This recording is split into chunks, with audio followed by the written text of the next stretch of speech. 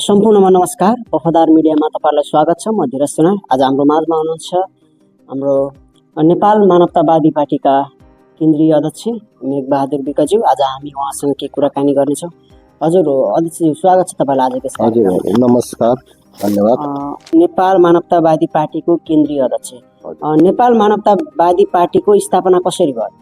यो नेपाल मानवतावादी पार्टीको स्थापना पहिलो कुरा त हामीले 2069 मा नेपाल दलित पार्टी नामको राजनीतिक दल हामीले सुरुवात गर्यौं। नेपाल सरकारको निर्वाचन आयोगमा हामीले 2069 मा नेपाल दलित पार्टी नाम दर्ता गरेपछि हामी 2073 देखि मान्यता प्राप्त गरेर 2074 को अनि स्थानीय चुनाव, प्रतिनिधि सभा, प्रदेश सभाको चुनाव हुँदै 2079 सम्मको चुनावमा हामी नेपाल दलित पार्टीकै नामबाट हामी अगाडि बढिरहेको थियौँ र हाम्रो संगठन पनि नेपाल दलित पार्टीकै नामबाट चाहिँ अगाडि बढिरहेको थियो।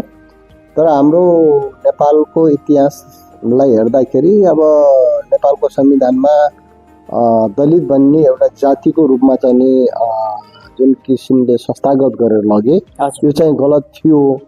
तर पनि अब सबैको भनाइ के भयो भनेपछि अब देशको कानुन र संविधानमा पनि दलित भनेर यी कामी दमाईवादी साहित्य जमातभङ्गीहरू लगायतकालाई दलित भन्ने नाम राखिदियो अनि पार्टी पनि दलितै पार्टी भयो भन्ने कुराहरू सबैबाट गुनासो आएको कारणले दलित पार्टी भनिसकेपछि तपाईहरुले पनि दलितकै नाममा राजनीति गर्न खोज्नु भयो?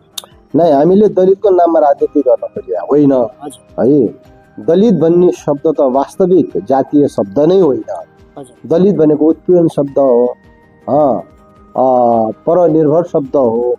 जुन व्यक्ति अर्काको आशामा बाँचिरहेको छ त्यसलाई चाहिँ दलित भनिन्छ। दलित चाहिँ जाति होइन भन्नुभयो तपाईले। त्यो भएको हुँदाखेरिमा तपाईको पार्टीभित्र जब तपाईको पार्टीको नाम नेपाल दलित पार्टी थियो र अहिले नेपाल मानवतावादी पार्टी हुँदा पनि तपाईहरुको पार्टीभित्र जो नेपाल सरकारको र नेपालमा जो दलित भन्दा छुट्याइने त्यो जाति बाहेकको अन्य जातिका मानिसहरू, जनजाति, ब्राह्मण तपाईको पार्टीमा छन् या छैन? यो हाम्रो पार्टीमा त हामीले नेपाल दलित पार्टीमा त हाम्रो 69 बाट नै हाम्रो जनजाति पनि हाम्रो नेपाल दलित पार्टीमा थियो। ब्राह्मण पनि थिए, बालकृष्ण शर्मा जस्ता व्यक्तिहरू पनि पार्टीमा थिए हैन, अनि लगायतका साथीहरू हुनुहुन्थ्यो र अहिले पनि हाम्रो चाहिँ छ है। हामीले हाम्रो समावेशीको रूपमा चाहिँ हामीले राखेकै छौँ।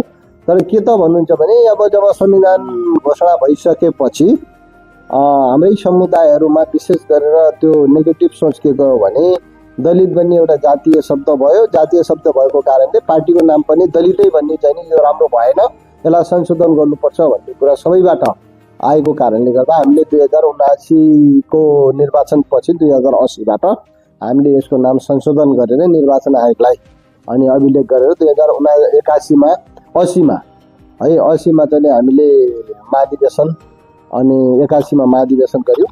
80 मा चाहिँ हामीले संशोधन गर्यौँ। 81 मा महाधिवेशन गरेर हामीले आधिकारिक रूपले मानवतावादी पार्टी, नेपाल मानवतावादी पार्टी बनायौँ।